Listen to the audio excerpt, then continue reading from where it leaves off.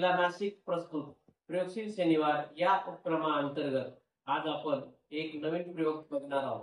प्रयोगाचं नाव आहे पाण्याचे गुणधर्म व हवेचा दाब तपासणे।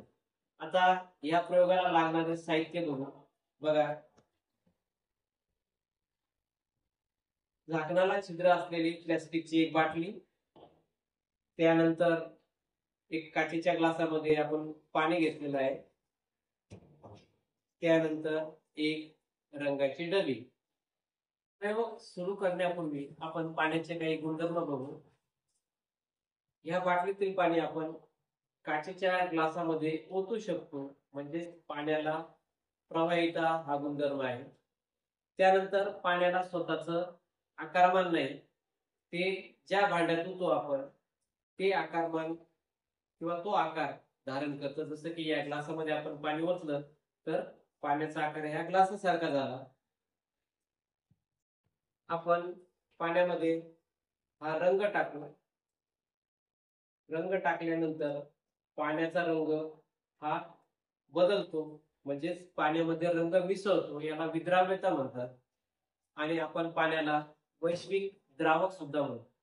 त्यानंतर पाणी ह्या छोट्याशा छिद्राद्वारे सुद्धा किंवा सूक्ष्म फटीमधून सुद्धा ते पाणी झिरपू शकतं। तर असे हे पाण्याचे काही गुणधर्म आहेत।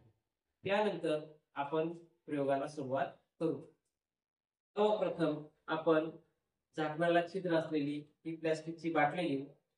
त्यानंतर बाटलीमध्ये आपण हे रंगीत पाणी टाकू। अशा पद्धतीने पाण्याला प्रवाहित असल्यामुळे पाणी सहजगत्या बाटलीमध्ये ओतलं जात आहे। त्यानंतर पाणी बाटलीचा पण आकार घेत आहे। त्यानंतर बाटलीला अशा पद्धतीने हे झाकण लावून देऊ। झाकण लावल्यानंतर छिद्रावर बोट ठेवू आणि बाटली उलटी करू। पाहूया बाटलीतील पाणी खाली पडते की नाही। बघा, बाटलीतील पाणी खाली पडताना आपल्याला दिसत नाही। आता आपल्याला बाटलीतून किंवा बाटलीच्या झाकणामधून पाणी पडताना दिसत नाही। असं का घडलं?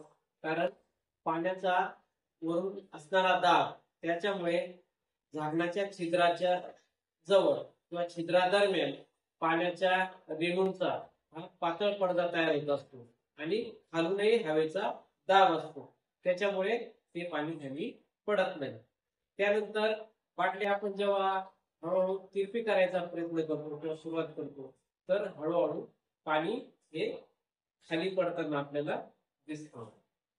बघा, अशा पद्धतीने खाली पाणी पडतं। याला कारण काय? तर हा जो पाण्याचा जो पातळ पडदा असतो किंवा पृष्ठीय ताण म्हणतात त्याला, तो भंग पावतो आणि बाटलीमधून आपल्याला पाणी खाली पडताना दिसतं।